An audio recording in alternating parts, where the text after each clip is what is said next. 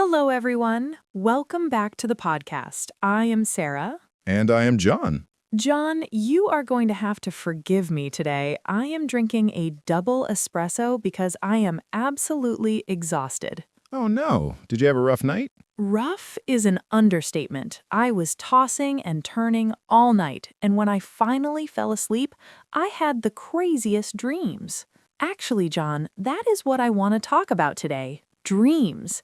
It is such a common topic of conversation, but I realize I don't always have the right vocabulary to describe what happens in my head when I sleep. That is a fantastic topic. We spend 1/3 of our lives sleeping, so we definitely need to know how to talk about it. So, Sarah, let's start with the basics. You said you were tossing and turning. Yes, it means I kept moving around in bed. I couldn't get comfortable. Exactly. That is a sign of insomnia or restlessness. The opposite of that would be, I slept like a log or I went out like a light. Out like a light. I love that idiom. It means you fell asleep instantly. But okay, let's get to the movie that played in my head. John, when people tell stories about their dreams in English, I notice they often use a specific grammar tense. They don't use the past tense, they use the present tense. Ah, you noticed that. Yes, we call this the narrative present. Even though the dream happened last night in the past, when we tell the story, we say, so, I'm walking down the street and suddenly I see a giant elephant. We use I am and I see instead of I was and I saw. Why do we do that? It makes the story feel immediate. It pulls the listener into the action. Dreams feel very now when you're in them, so we speak about them as if they are happening right now. So, Sarah, practice using the narrative present. Tell me about your dream last night. Okay, so I am standing in my childhood kitchen, but it's not my kitchen, it's also a spaceship. Classic dream logic. The location is mixed up. Right, so I'm in the spaceship kitchen, and suddenly my high school math teacher walks in, but he is wearing a clown costume, and he tells me, Sarah, you forgot to feed the clouds. Feed the clouds. Yes, and I feel panic. I look outside the window and the clouds are turning angry and red because I didn't feed them. And then I wake up. What does that mean, John? Am I crazy? You are definitely not crazy. That sounds like a classic anxiety dream. But first, let's look at the adjectives. How would you describe that dream? It was weird, bizarre. Those are good words. If a dream feels very real, like you can touch the walls and smell the air, we call that a vivid dream. Yes, it was very vivid. I can still see the red clouds. And if a dream makes no sense, like the clown teacher, we call that surreal. Surreal means it has the quality of a Salvador Dali painting, strange, melting, illogical. So my dream was vivid and surreal. But sometimes, John, the dreams are not funny. They are scary. Ah, nightmares. I hate nightmares. I used to have them a lot as a kid. Is there a difference between a bad dream and a nightmare? Generally, a nightmare is intense enough to wake you up. You wake up with your heart pounding, maybe sweating. There's a specific feeling in nightmares called the feeling of dread. Dread. That is a heavy word. Dread is deep, cold fear. It's the feeling that something terrible is about to happen. Common nightmares are being chased by a monster, falling from a tall building, or showing up to work naked. Oh, the naked dream. Why is that so universal? I've had that dream. It represents vulnerability. Clothes are our armor. If you're naked in public, you have no secrets. You're exposed. It usually means you're afraid of being judged or you feel like an imposter in your job. That makes sense. What about the dream where your teeth fall out? I hear people talk about that one all the time. That is extremely common. Psychologists say losing teeth represents a loss of power or a loss of control. Teeth are how we bite. They're our weapons. If they fall out, we're defenseless. Also, it can mean you're worried about your appearance or getting old. Wow, the subconscious mind is very dramatic, isn't it? It uses such strong symbols. John, do you have a recurring dream? Good vocabulary. A recurring dream is one that repeats over and over again. Yes, I do. I have a dream where I have a final exam in university, but I haven't attended the class all semester. Oh, I have that exact dream. I'm running through the hallways looking for the exam room. That's the unpreparedness dream. It usually happens when we're stressed in real life. Our brain goes back to a time when we were judged, school. It's your brain saying, hey, pay attention, there's a challenge coming up. It's like the brain is taking out the trash at night. That's a great metaphor. Scientists actually think that's true. During the day, you collect memories, emotions, and stress. At night, your brain sorts through them. Keep this, throw this away, file this under scary. So the clown teacher is less scary. It's just mental trash.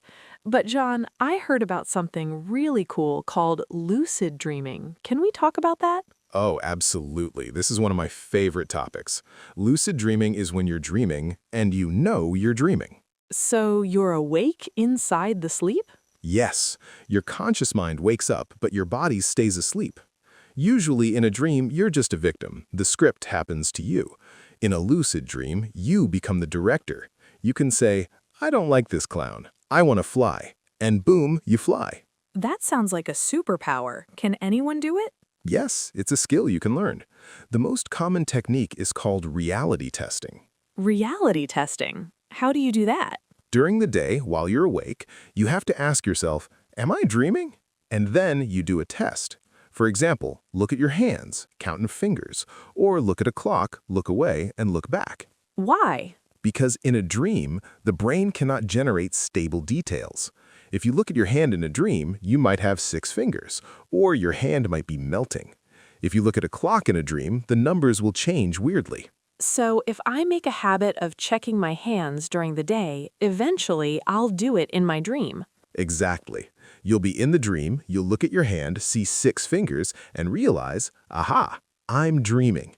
And in that moment, the lucid dream begins. You can control everything. You can visit Paris, you can talk to Einstein, you can eat pizza that doesn't make you fat. That's the best part. Pizza with 0 calories. I'm definitely going to try the hand check. But John, sometimes dreams are not visual. Sometimes they are visions of the future, right? Do you believe in premonitions? A premonition or a prophetic dream is when you dream something and then it happens in real life.